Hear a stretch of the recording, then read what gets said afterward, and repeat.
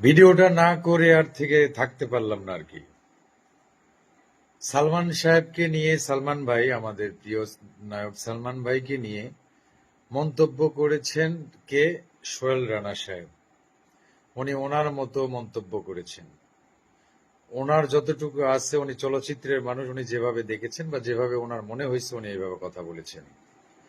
রুবেল সাহেবও ঠিক সেভাবেই কথা বলেছেন। রুবেল সাহেব বলেছেন সে যা এত যদি ফেমাস হতো বা এত ভালো অভিনয় করলে একটা জাতীয় চলচ্চিত্র পুরস্কার পাওয়ার কথা, পাইছে কিনা এটা তার কথা। কে বলছে? রুবেল সাহেব বলছে। কাকে নিয়ে? সালমান ভাইকে নিয়ে বলছে। রুবেল সাহেব, সালমান ভাই ওনারা প্রতিদ্বন্দ্বী বলে ওনারা এইভাবে কথা বলেছেন। আপনারা মিয়া ট্রল করছেন সিনেমার শিল্পীকে তুচ্ছ তাচ্ছিল্য করে কথা বলার আপনাকে চুদিরি ভাই। তোরা কে? সালমান ভাইকে পুঁজি করে ভিউ বাণিজ্য মারাস?